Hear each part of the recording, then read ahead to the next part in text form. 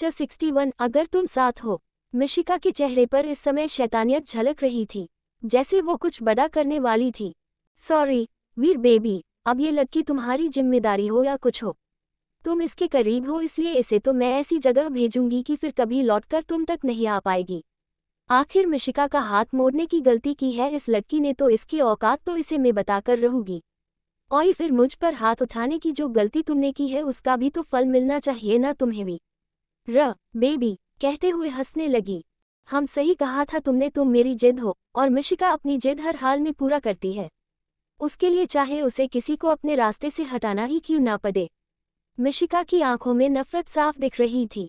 रात होने को आई थी पर देवराज को होश नहीं आया था, अभी उनसे मिलने की परमिशन नहीं मिली थी, इसलिए सब उन्हें दरवाजे में लगे कांच से ही देख रहे थे। किसी को भी भूख प्यास कोई चिंता नहीं थी, चिंता थी तो बस देवराज जी की। वीरेन उठा और सबसे बोला, मैं एक बार दादू को देखकर आता हूँ। सभी ने हाँ में सिर हिला दिया। वीरेन दादू से मिलने उनके वार्ड में गया, जो लगभग देवराज जी के रूम के बगल में ही था पर थोड़ी दूरी पर, क्योंकि वीवीआईपी एरिया में सभी मरीजों की प्राइवेसी मेंटेन रखने के लिए रूम्स थोड़े दूर बनाए थे। वीरेन अंदर आया, जहां एक नर्स बैठी किशोर जी को मॉनिटर कर रही थी। उसे देखकर बोला, क्या मैं थोड़ी देर अकेले इनके साथ रह सकता हूँ। वीरेन कौशिक को मना करने की हिम्मत किसी में नहीं थी, तो वो बेचारी नर्स क्या करती। वो चुपचाप सिर को हाँ में हिलाकर चली गई। उस नर्स के जाने के बाद वीरेन किशोर जी के पास आया और उनके पास चेयर खींचकर बैठ उनका हाथ पकड़कर बोला, दादू आई प्रॉमिस, जिसने भी ये किया होगा ना वो मुझसे बच नहीं सकता। प्लीज आप बस जल्दी से ठीक हो जाओ। हिति का जन्मदिन आ रहा है ना, और सबसे पहले उसे आप ही तो विश करते हो, तो क्या आप अपना रिकॉर्ड अपने ही दामाद से तुड़वाना चाहते हो? नहीं ना दादू, तो प्लीज जल्दी से ठीक हो जाओ। मैं आपको इस तरह से नहीं देख सकता। दादू आपको तो अभी अपनी पोती के गुनाहगारों को सजा मिलते हुए भी तो देखना है ना। प्लीज अपनी हिति के लिए ठीक हो जाओ, कहते हुए उनके हाथों को चूम लेता है।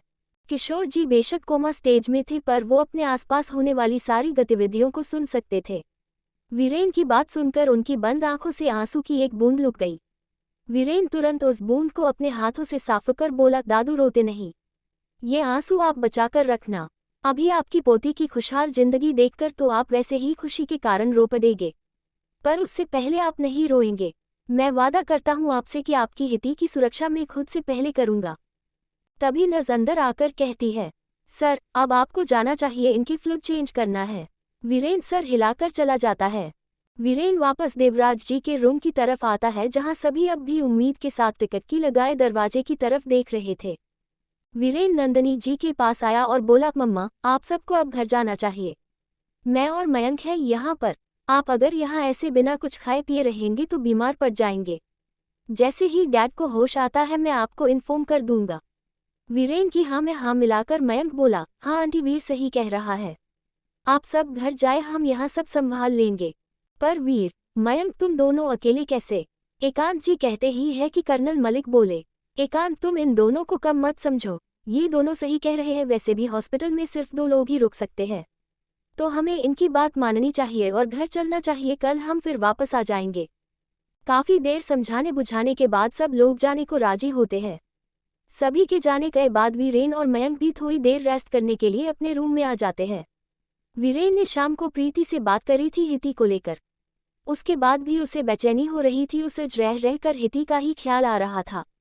वो अपनी बेचैनी कम करने के लिए ना चाहते हुए भी हिति को फोन करता है। हिति से बात करके वो कमजोर नहीं पड़ना चाहता था, पर अपने जबातों के हाथ मजबूर होकर वो उसे कॉल लगा ही देता है। काफी देर तक रिंग जाती रही पर हिति ने फोन नहीं उठाया, तो वीरेन को चिंता होने लगी। वीरेन ने फिर से फोन लगाया पर हिति ने फिर भी फोन नहीं उठाया। अब परेशान होने लगा और घबराने भी लगा। फिर उसने बिना सोचे समझे प्रीति को फोन लगा दिया। 1-2 रिंग में ही प्रीति ने फोन उठा लिया और अलसाए आवाज में बोली, कौन है, इतनी रात में फोन कर रहा है? सुबह फोन करना कहकर फोन रखने ही वाली थी कि वीरेन की घबराए आवाज आई, हाँ हेलो प्रीति, फोन मत रखना, मैं वीरेन हूँ। जीजू आप इतनी रात में? वीरेन की आवाज सुनकर प्रीति की नींद ही उड़ गई। प्रीति हिति कहाँ है, फोन क्यों नहीं उठा रही मेरा? वीरेन एक सांस में ही बोला, जीजू हिति सो रही होगी इसलिए फोन नहीं उठाया होगा, पर आप इतना घबराए हुए क्यों लग रहे हो? सब ठीक है ना? हाँ सब ठीक है, पर तुम मेरी एक बार हिति से बात करवा दो, पता नहीं क्यों पर मेरा मन बहुत घबरा रहा है। वीरेन बोला। ओके मैं देखती हूँ, रुकिए आप कहकर प्रीति अपने कमरे से निकल हिति के कमरे में आई। दरवाजे पर नॉक किया ही था कि हिति ने दरवाजा खोल दिया। हिति की आंखें पूरी तरह से लाल थी। ये देख प्रीति चिंता से बोली, तू ठीक है ना, तेरी तबीयत ठीक तो है ना? हिति नजरें चुराते हुए बोली, मैं ठीक हूँ, तू यहाँ मेरे कमरे में इतनी रात को? कुछ काम था, वो बात बदलते हुए बोली। ओह हाँ मैं तो भूल ही गई थी, तेरा फोन कहाँ है? प्रीति अपने सर पर टपली मारते हुए बोली। वो कमरे में ही है। हिति हकलाहट में बोली। तो फोन क्यों नहीं उठा रही है तू? जीजू कब से तुझे फोन कर रहे हैं? प्रीति उबासी लेते हुए बोली। वो शायद फोन साइलेंट होगा इसलिए पता नहीं चला, हिति साफ झूठ बोल गई। अच्छा वो सब छोड़ और ये ले मेरा फोन, जीजू अभी लाइन पर ही है, तू बात कर, मैं जा रही हूँ सोने, सुबह मुझे फोन दे देना। चल गुड नाइट। कहते हुए हिति की कोई बात सुने बिना ही प्रीति फोन उसके हाथ में रख कर चली। पीछे से हिति उसे आवाज देती ही रह गई, पर प्रीति जा चुकी थी। हिति अंदर आकर गेट बंद किया और कंपते हाथों से फोन को अपने कान से लगाया। हेलो हिति। दूसरी तरफ से वीरेन की भर्राए आवाज आई, जिसे सुनकर एक पल को तो हिति की सांस ही रुक गई। वो भी अपने आंसुओं को रोकते हुए बोली, हम नाराज हो? वीरेन अपने आंसुओं को कंट्रोल करते हुए बोला। नहीं, मैं क्यों नाराज होने लगी? हिति भी भरी आवाज में बोली। तो रो क्यों रही हो? वीरेन रूधे गले से बोला। मैं कहाँ रो रही हूँ? बोलते हुए हिति के सब्र का बांध टूट गया जो उसने अब तक बनाए रखा, और फफक कर रो पड़ी। उसके रोने की आवाज सुनकर वीरेन बेचैन हो उठा और तड़प कर बोला, प्लीज इस तरह रोकर मेरा दिल को और बेचैन मत करो। तो क्यों मुझे छोड़ कर गए? पहले मुझे अपनी आदत लगाई, फिर खुद ही मुझे बेचैन अकेला तड़पता छोड़ चले गए। एक बार भी मेरे बारे में नहीं सोचा। जिसे अब नींद भी सिर्फ आपकी बाहों में ही आती है, वो रोते हुए शिकायत किए जा रही है। मुझे भी तो तुमने अपनी बचकानी हरकतों से अपना दिल मरीज बना लिया, उसका क्या? मुझे भी तो तुम्हें अपने बाहों में भरकर सोने की आदत हो गई है, उसका क्या? मैं भी तो तुमसे जुदा होकर तड़प ही रहा हूं ना। वीरेन भी अपनी बहती हुए आंसुओं को पोंछने की नाकाम कोशिश करते हुए बोला। तो फिर आ जाओ ना, मैं नहीं रह सकती आपसे दूर, दिल घबरा रहा है मेरा, जैसे कोई मुझे आपसे दूर सबसे दूर कर देगा। मैं नहीं रह सकती अकेले, वो रोते हुए बोली। मैं जल्दी ही आऊंगा, बस तब तक तुम अपना ख्याल रखना प्लीज, वीरेन अधीरता से बोला। उसका बस चलता तो अभी तुरंत ही वो उसके पास चला जाता और उसे अपने सीने से लगा ये तसल्ली देता कि वो है उसके पास, उसके साथ। पर अफसोस वो अभी ऐसा कर नहीं सकता था। नहीं रही अब मुझे आदत खुद का ख्याल रखने की, आदत हो गई है अब आपकी केयर की, आपके देखभाल की। सुना आपने, नहीं रख सकती मैं खुद का ख्याल। दिल में चुभन हो रही है मेरे, जिसे नहीं बर्दाश्त कर पा रही हूँ मैं। बताए क्या करूँ, बताए ना? हिति तड़पते हुए जोर से चीखी। हिति की दर्द और तड़प भरी शिकायत सुनकर उसका भी दिल डूबा जा रहा था, पर वो कुछ नहीं कर पा रहा था। वो उसे शांत कराते हुए बोला, हिति बच्चा शांत हो जाओ, तुम्हारे लिए स्ट्रोंग लेना सही नहीं है, प्लीज शांत हो जाओ। दूसरी तरफ से हिति की बस रोने की आवाज ही आ रही थी, जो वीरेन को और ज्यादा तड़पा रही थी। वीरेन कुछ आगे बोलता कि हिति की रोने के साथ उसके गाने की आवाज सुनाई दी। हिति पल भर ठहर जाओ, दिल ये संभल जाए, कैसे तुम्हें रोका करूं, मेरी तरफ आता हर गम फिसल जाए, आंखों में तुमको भरूं, बिन बोले बातें तुमसे करूं, अगर तुम साथ हो, अगर तुम साथ हो। हिति गाते हुए बालकनी में जकर बैठ गई और चांद की तरफ देखने लगी, जैसे चांद से वो वीर को देख रही हो। वही वीरेन भी उसकी आवाज सुन फोन को कानों में लगाए खिड़की के पास रखे सोफे पर बैठ गया और चांद को देख हिति को अपने आसपास महसूस करने लगा। बहती बहती नह नदियां सी, तेरी दुनिया में मेरी दुनिया है, तेरी चाहतों में मैं ढल जाती हूँ, तेरी आदतों में अगर तुम साथ हो। आगे वीरेन आंखें बंद कर गाता है जो उसकी भावना बता रहा था। तेरी नजरों में है तेरे सपने, तेरे सपनों में है नाराजी, मुझे लगता है कि बातें दिल की होती लफ्जों की धोखेबाजी। तुम साथ हो या ना हो, क्या फर्क है, बेदर्द थी जिंदगी बेदर्द है, अगर तुम साथ हो, अगर तुम साथ हो। हिति आगे गाते हुए, पलके झपकते ही दिन ये निकल जाए, बैठी बैठी भागी फिरूं, मेरी तरफ आता हर गम फिसल जाए, आंखों में तुमको भरूं, बिन बोले बातें तुमसे करूं, अगर तुम साथ हो, अगर तुम साथ हो। दोनों साथ में, अगर तुम साथ हो, दिल ये संभल जाए, अगर तुम साथ हो, हर गम फिसल जाए, अगर तुम साथ हो, दिन ये निकल जाए, अगर तुम साथ हो, हर गम फिसल जाए। गाते हुए ही दोनों फोन को कानों में लगाए एक दूसरे की सांसें महसूस करते हुए जहां थे वहीं सो गए। मयंक बाथरूम से बाहर आया तो वीरेन को इस तरह देख उसकी आंखें भी नम हो गई। वीरेन को सोफे पर ही चैन से सोते हुए देख उसे उठाने का मन नहीं किया तो वो ब्लैंकेट से उसे अच्छे से ढककर ठीक से सुला दिया। फोन को वीरेन ने अब भी कसकर पकड़ रखा था जैसे वो हिती ही हो। मयंक भी वीरेन का सिर सहलाकर सो गया। वही हिती की गाने की आवाज़ से प्रीति की नींद खुल गई तो वो हिती के कमरे की तरफ बढ़ गई। इत्तेफाक से कमरे का दरवाज़ा अच्छे से बंद नहीं हुआ था इसलिए वो आसानी से खुल गया। कमरे में प्रीति ने देखा तो कोई नहीं था तो वो बालकनी में आई जहां उसने हिती की मोबाइल पके सुकून से सोफे पर ही सोता देखा। मोबाइल देखा तो वो अब भी चालू था और हिती ने उसे कसकर पकड़ा हुआ था। प्रीति ये देख मुस्कुरा दी और कमरे से एक गर्म कंबल लाकर उसे अच्छे से ढक दिया ताकि खुली बालकनी मध्य शिमला की कड़ाके की ठंड भी हिती का कुछ ना बिगाड़ सके। जब फोन देने आई थी तो हिती की आंखों में शिकायत थी और लबों पर उदासी पर अब आंखें में मीठे सपने और लबों पर प्यारी सी मुस्कान जैसे सपने में भी वो वीरेन को ही देख रही है। प्रीति उसके माथे को चुम बिना मोबाइल लिए ही चली गई। 62 जलन। वही हिती की गाने की आवाज़ से प्रीति की नींद खुल गई तो वो हिती के कमरे की तरफ बढ़ गई।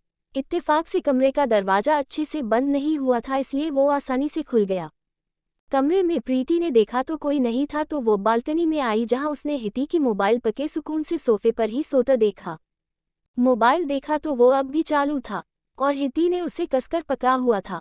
प्रीति ये देख मुस्कुरा दी और कमरे से एक गर्म कंबल लाकर उसे अच्छे से ढक दिया ताकि खुली बालकनी मध्य शिमला की कड़ाके की ठंड भी हिती का कुछ ना बिगाड़ सके।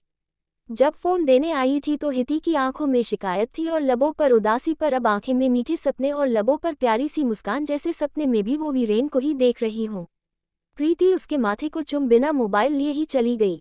दोनों अपनी मीठी नींद में सो रहे थे। अगली सुबह एक मीठी नींद के बाद सूरज की किरण जब खिड़की से छनती हुए वीरेन के नुरैनी चेहरे पर पड़ी तो वीरेन ने आंखें खोल दी।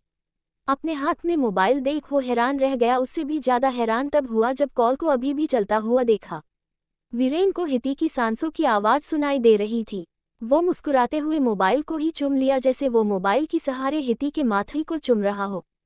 उसने समय देखा तो सुबह के 8 बज रहे थे। वो फ्रेश होने चला गया। जब फ्रेश होकर बाहर आया तब तक मयंक भी उठ चुका था। वीरेन मयंक से बोला, मैं डैड के पास जा रहा हूँ, तू भी फ्रेश होकर आ जा। और बाहर आ गया। कुछ देर में मयंक भी वीरेन के पास आ गया। वीरेन को एक इटकी लगाए रूम की तरफ देखता मयंक बोला, वीर चिंता मत कर, अंकल ठीक हो जाएंगे। वीरेन मयंक की तरफ देखकर बोला, यार पर अब तक डैड को होश क्यों नहीं आया? डॉक्टर ने तो कहा था कि सुबह तक होश आ जाएगा। पर वो आगे कुछ कहता कि नंदिनी जी की आवाज़ सुनाई दी। क्या अब तक देव को होश नहीं आया? उनकी आंखें एक बार फिर नम हो चली थी। उनके पीछे सभी लोग, शुभी, ऋषि, कर्नल मलिक, कमिश्नर चोपड़ा और एकांत सिंघानिया सब मौजूद थे। वीरेन उन्हें समझाने लगा। हर बीतता पल उनकी आंखों में आंसू और निराशा भर रहा था।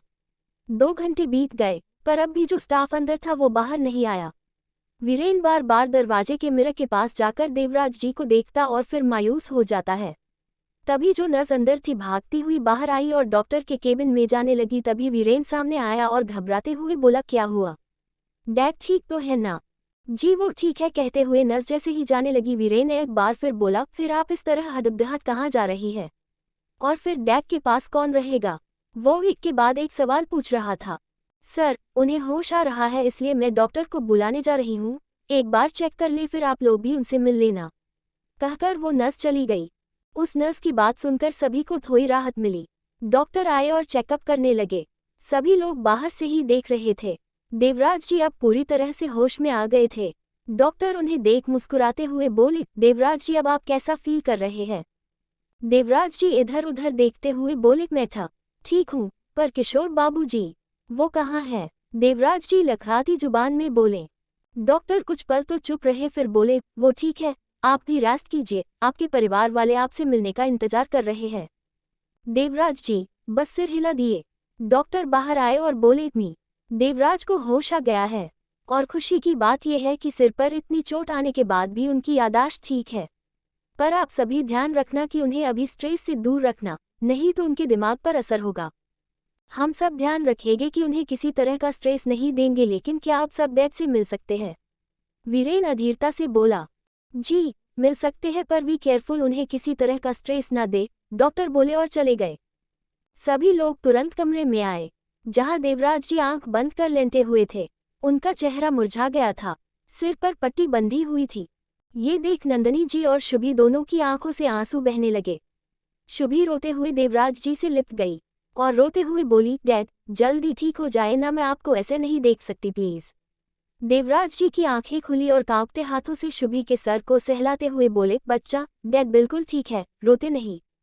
शुभी उन्हें पकड़कर और जोर से रोने लगी तो वीरेन ने मयंक को इशारा किया तो मयंक शुभी को देवराज जी से अलग कर बोला, शुभी चलो बाहर चलते हैं, अंकल को अभी आराम की जरूरत है ना। कहते हुए वो शुभी को बाहर ले आया। बाहर आते ही शुभी मयंक से लिपटकर रोने लगी।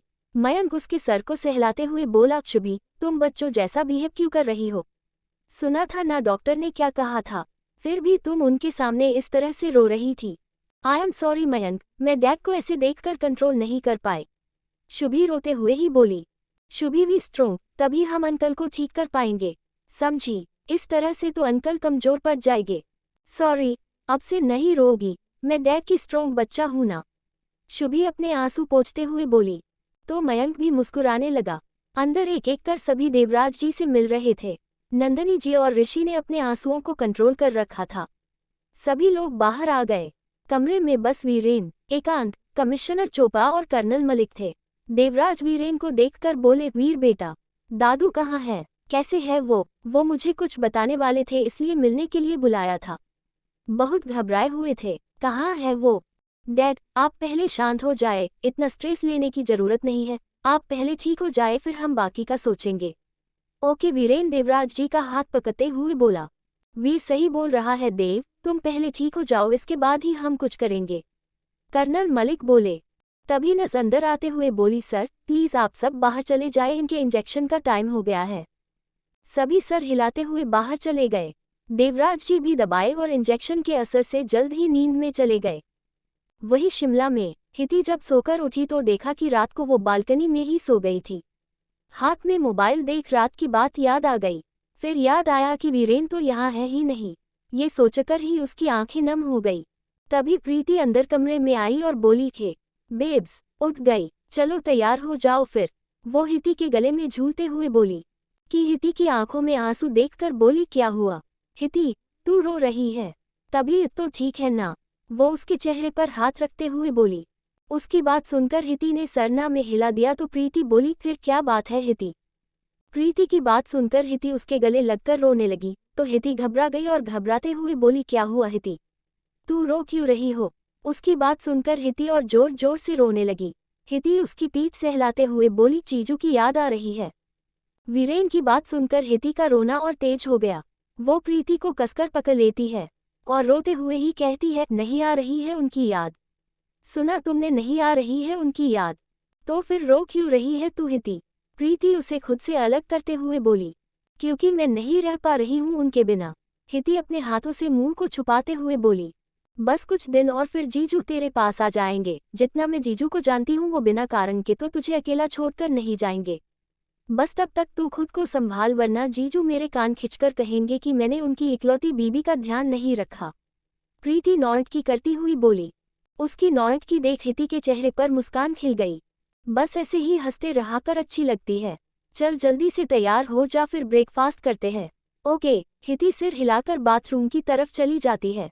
देखो अभी ही समय है, वीरेन यहाँ नहीं है इसलिए उसे उठाना आसान काम होगा। मिशिका फोन पर किसी से बात करते हुए बोली।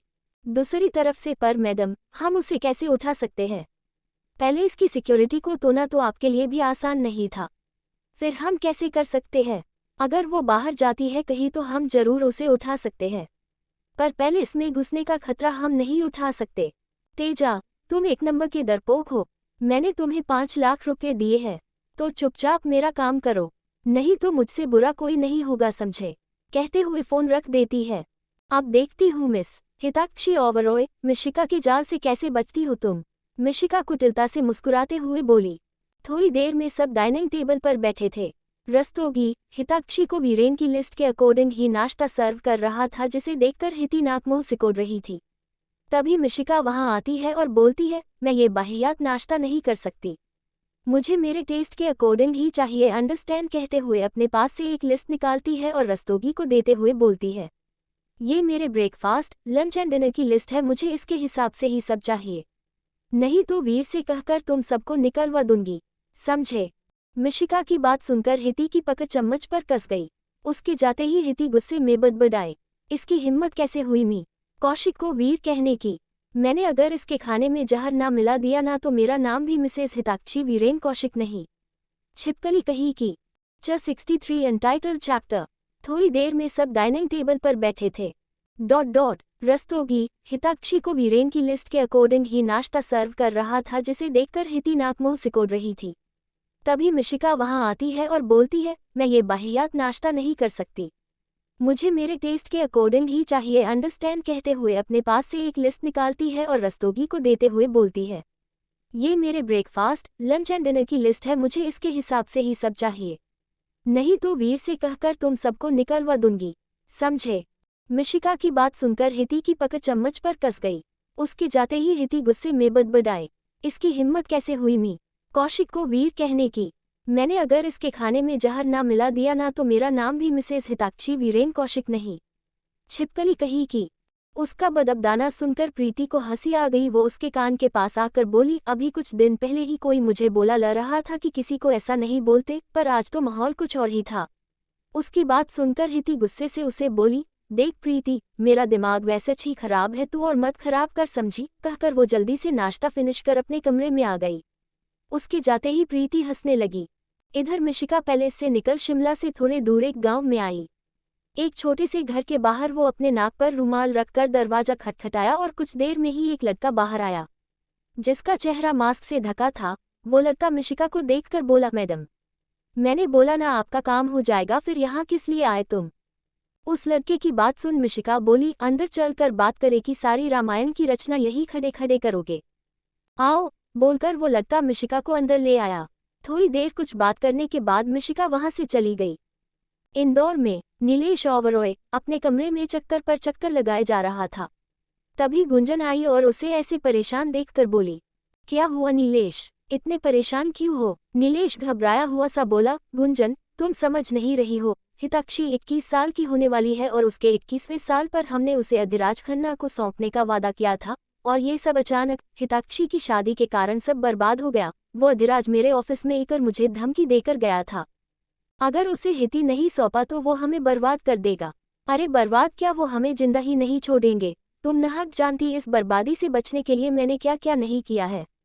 अरे उस देवराज कौशिक और अपने बाप तक को मरवा दिया मैंने। वो डर के कारण अपनी बातें खुद बताए जा रहा था। गुंजन, अगर हिति का पता नहीं चला हमें तो ना जाने हमारे साथ क्या होगा। उद्धरण चिन्ह। और तुम्हारी वो नालायक औलादे, उनसे तो एक काम भी ढंग का नहीं होता। कहा था ना मैंने तुम्हारी उस बददिमाग बेटी टीना से कि उस एकांत सिंघानिया के बेटे को अपने जाल में फंसाए, पर नहीं, उससे तो वो एक काम भी ढंग से नहीं होता। और इधर देखो, उस हिताक्षी ने दा टाइकून वीरेन कौशिक को फंसा लिया। पता नहीं उस वीरेन ने कहाँ छुपा रखा है उसे। उसकी बात सुनकर गुंजन को भी घबराहट होने लगी। 2-3 और बीत गए। देवराज जी भी अब स्टेबल थे, पर थोड़ी वीकनेस थी उन्हें। वीरेन और बाकी सभी ने देवराज जी को ये बता दिया था कि किशोर जी कोमा में है और जल्द ही ठीक हो सकते हैं, पर ये नहीं बताया था कि उनके ठीक होने की सिर्फ 20% चांसेस ही है, क्योंकि अगर उन्हें ये बता देते तो वो परेशान हो जाते, जो उनके लिए सही नहीं था। कोई नहीं जानता था कि आखिर कौन सी बात किशोर जी बताना चाहते थे, किस बात को नीलेश छुपाना चाहता था। नंदनी जी देवराज जी के लिए फ्रूट्स काट रही थी, वही शुभी देवराज जी के पास बैठे उनसे बेफिजूल की बातें कर रही थी। ऋषि को वीरेन ने ऑफिस भेज दिया था ताकि उसके और देवराज जी के एवसेंस में ऋषि और दक्ष ऑफिस संभाल सके। कमिश्नर चोपड़ा ने अपनी तरफ से इस एक्सीडेंट तहकीकात शुरू करवा दी थी। वो और सभी जानते थे कि हो ना हो नीलेश ने ही ये एक्सीडेंट प्लान किया था, पर बिना कोई सबूत या गवाह के उसे अरेस्ट या पूछताछ नहीं कर सकते थे, और अगर करते तो शायद वो बचने की कोशिश जरूर करता और कोई प्लान बनाकर वो इससे बच निकलता। आखिर जिस इंसान ने धीरज ओबरॉय और उसकी पत्नी को मरवा दिया, उनकी बच्ची का सौदा कर सकता है, वो भी बिना पुलिस या कानून की पकड़ में आए तो वो कुछ भी कर सकता था। इसलिए वो उसे बिना भनक लगे ही इंक्वायरी कर रहे थे। मयंक देवराज जी से मिलने हॉस्पिटल आता है। जैसे ही उनके कमरे में जाता है, उसका फोन बजने लगता है। वो मोबाइल निकाल कर देखता है तो नंबर देख उसे थोड़ी सी हैरानी होती है। वो फोन रिसीव करता है। फोन पर हुई बात सुनकर वो बस इतना ही कहता है, ओके मैं अभी आता हूँ। 64 बैक टू शिमला।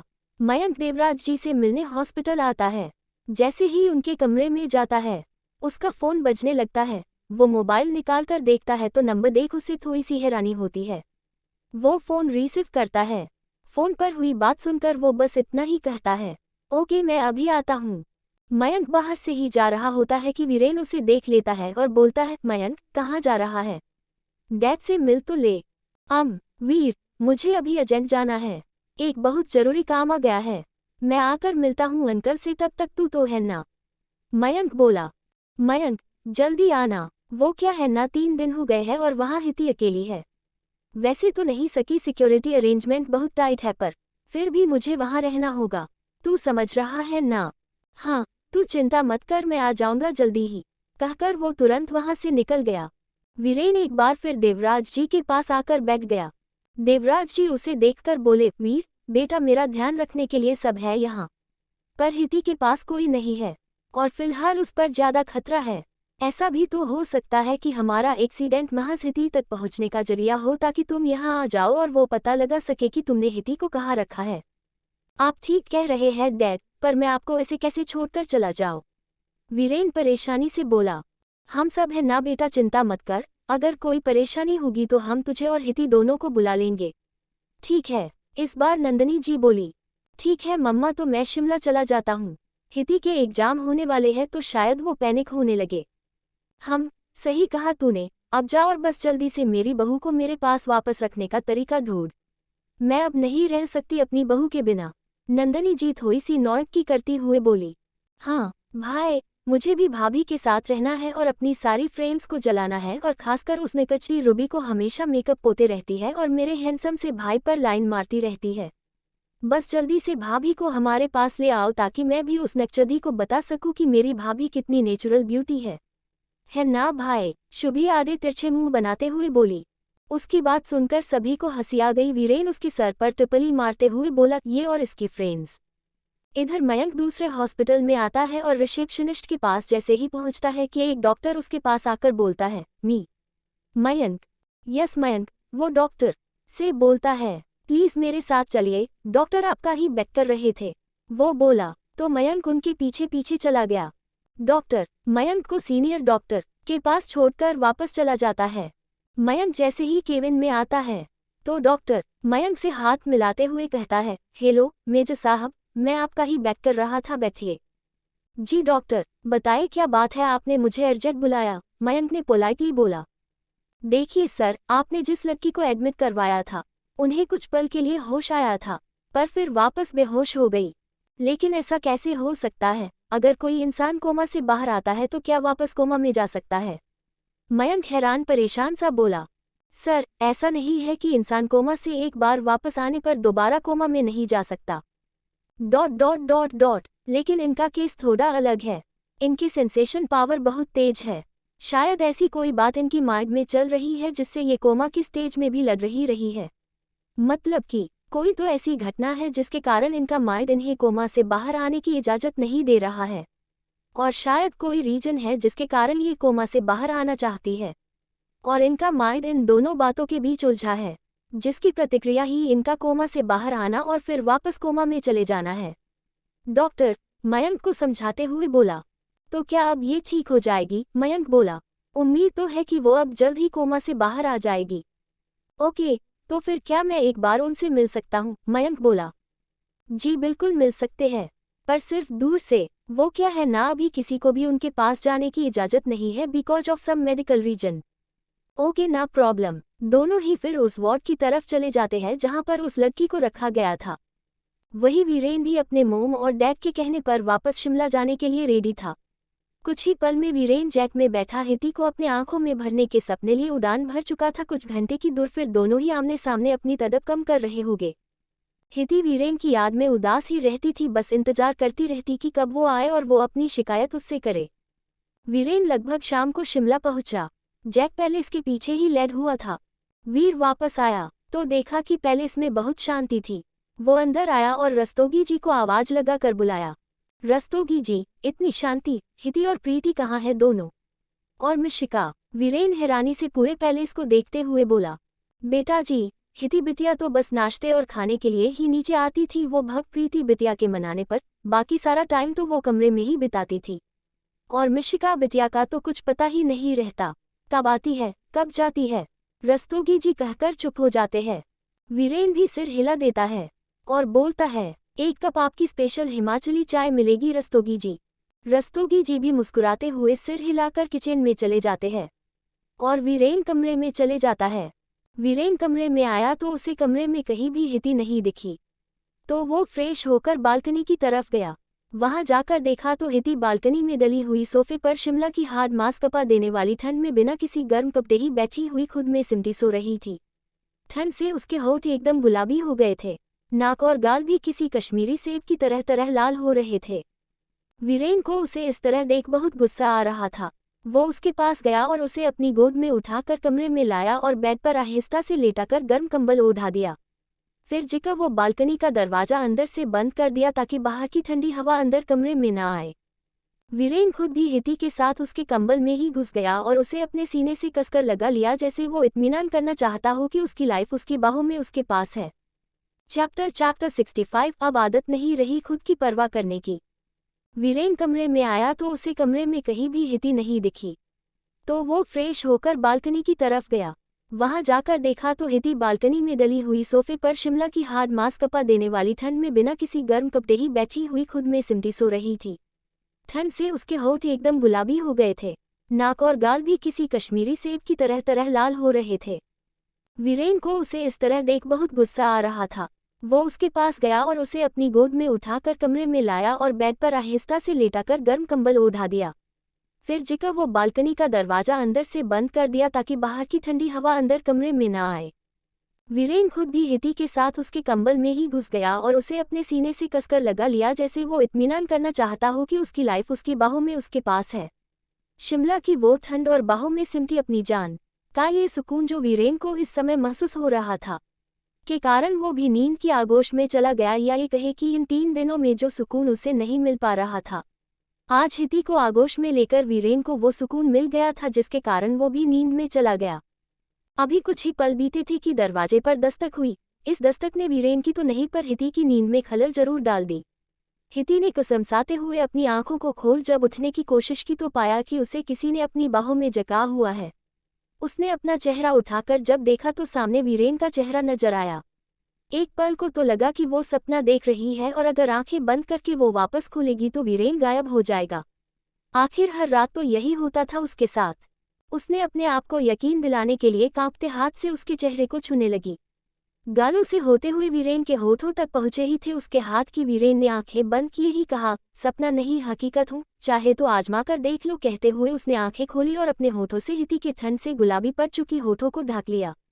उसके इस तरह किस करने से हिती की आंखें बंद हो गई और आंखों के कोनों में ठहरी हुई आंसू की बूंदें उसके चेहरे पर लुक गई। दोनों ही एक दूसरे के साथ किस में डूबे हुए थे कि एक बार फिर दरवाजे पर दस्तक हुई। हिती ने वीरेन को धक्का दिया और उसे खुद से दूर कर तुरंत दरवाजे की तरफ भागी। दरवाजे खोलने पर सामने रस्तोगी जी हाथ में ट्रे लेकर खड़े थे। हिती को देख वो बोले, बिटिया, वीरेन बेटा के लिए चाय है, वो मांगवाए थे। हिती ने मुस्कुराते हुए चाय की ट्रे ली और उन्हें थैंक यू कहकर दरवाजा बंद कर दिया। हिती बैग के पास रखे लैंप टेबल पर ट्रे रखकर मुंह मोड़ते हुए वीरेन से बोली, आपकी चाय पी लीजिए। वीरेन उसके चेहरे के हाव भाव देखने की कोशिश कर रहा था, पर उसे हिती के मुंह मोड़ने पर उसके हाव भाव समझने में परेशानी हो रही थी। उसने हिती के हाथों को पकड़कर खींच लिया। अचानक खींचे जाने पर हिती इनबैलेंस होकर वीरेन के ऊपर ही गिर गई। उसके बालों की लटें पूरे चेहरे पर बिखर आई थी। कुछ देर ऐसे ही देखते रहने के बाद हिती के चेहरे पर से बाल हटाकर वीरेन हिताक्षी के चेहरे को देखता है, जिनमें अब आंसू भर आए थे। वो तुरंत उसे अपनी गोद में बैठाता है और अपने अंगूठे से उसकी आंखों के कोरों से बहते आंसुओं को पोंछते हुए बोला, बच्चा, अब तो मैं आ गया हूं ना, तो फिर इन आंखों में आंसू क्यों? उद्धरण चिन्ह। हिती कुछ नहीं बोली, बस उसकी आंखों से आंसू ही बह रहे थे। ये आंसू वीरेन के दिल पर बिजली के समान गिर रहे थे। उसने खींचकर हिती को अपने गले से लगा लिया। हिती अब और खुद को संभाल नहीं पाए और खुद वीरेन के सीने से लग बिखर पड़ी और फुट फुट कर रोने लगी। वीरेन ने हिती पर अपनी पकड़ और कस ली। हिती, प्लीज कुछ तो बोलो, मैं आ गया हूँ ना तुम्हारे पास, आई प्रॉमिस अब से कहीं नहीं जाऊंगा तुम्हें छोड़कर, पक्का? वीरेन उसके सर को सहलाते हुए बोला। नहीं, आप झूठ बोलते हो, पहले भी कहा था आपने कि अकेले छोड़कर नहीं जाओगे, पर देख चले गए थे। पता है मुझे कितने बुरे बुरे ख्याल आ रहे थे, पर आ नहीं थे। आप सच में बहुत बुरे हो। मैं आपसे दूर, बहुत दूर चली जाऊंगी। मैं मम्मा के पास चली जाऊंगी, वो मुझे कभी अकेले नहीं छोड़ेगी, कहते हुए वो बदस्तूर शिकायत कर रही थी।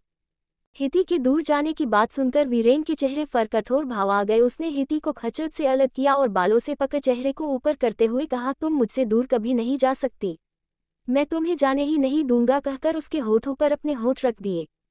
बहुत देर तक जब उसने हिती को नहीं छोड़ा तो हिती ने हाथ चलाने शुरू कर दिए। तब जाकर वीरेन ने उसके होठों को आज़ाद किया। वीरेन उसके सर से अपना सिर जोते हुए बोला, आई एम सॉरी हिती, आगे से कभी तुम्हें अकेले नहीं छोड़ूंगा, आई प्रॉमिस। हिती की सांसें बहुत तेज चल रही थी। वो अपनी सांसों पर काबू पाते हुए बोली, सच्ची? फिर कभी मुझे छोड़कर तो नहीं जाओगे? नहीं, कभी नहीं, पर तुम्हें भी मुझे प्रॉमिस करना होगा, वीरेन बोला। कैसा प्रॉमिस? कि तुम अपना ख्याल हमेशा रखोगी, कहकर गया था ना, फिर भी नहीं रखा। कहते हुए वीरेन उसकी गुलाबी हुई नाक पर किस करता है। हमने रखा था पूरा ध्यान, सच्ची? वो मासूम सा चेहरा बनाकर बोली। हाँ, देखा मैंने, कैसे इतनी ठंडी में बालकनी में हवाओं के बीच बिना गर्म कपड़े के सिकुड़ कर सोई हुई थी। वीरेन हल्के गुस्से से बोला, अब आदत नहीं रही ना खुद की परवाह करने की, और छोड़ी हुई आदत वापस लगने में समय लगता है ना। हिती वीरेन की आंखों में देखते हुए बोली, क्यों नहीं रही आदत? वीरेन भी उसकी आंखों में खोता हुआ बोला, आप जो थे मेरी परवाह, मेरी फिक्र करने के लिए, तो फिर मेरी आदत तो छूट ही गई थी। आप जो थे मेरे पास। हिती नजरें नीची करते हुए बोली, मेरी भी तो आदत तुमने बिगाड़ दी, मैं भी तो पहले अकेले रह लेता था, पर अब क्या? अब जब तक तुम्हें सुबह देख ना लूं मेरा दिन नहीं होता, रात में जब तक तुम्हें अपनी बाहों में भरकर तुम्हें सुला ना लूं मेरी आंखों में नींद ही नहीं आती। वीरेन हिती को बिस्तर पर लेटाते हुए बोला। हिती कुछ नहीं बोली, बस शर्म से अपनी बोझिल पलकें झुका ली। वीरेन उसकी इस अदा पर खुद को काबू में न कर पाई और उसकी गर्दन में अपना चेहरा छिपाते हुए बोला, मैं 2 रातों से सो नहीं पाया, मुझे अपने पनाह में सुला दो। नींद आ रही है, पर आंखों ने उसे अपने में समाने की अभी तक इजाजत ही नहीं दी है। हिती उसके बालों पर अपनी उंगलियों को चलाते हुए बोली, पहले चाय पी ले, ठंडी हो रही है, फिर हमज भी तो हमारे हिस्से का सुकून लेना है।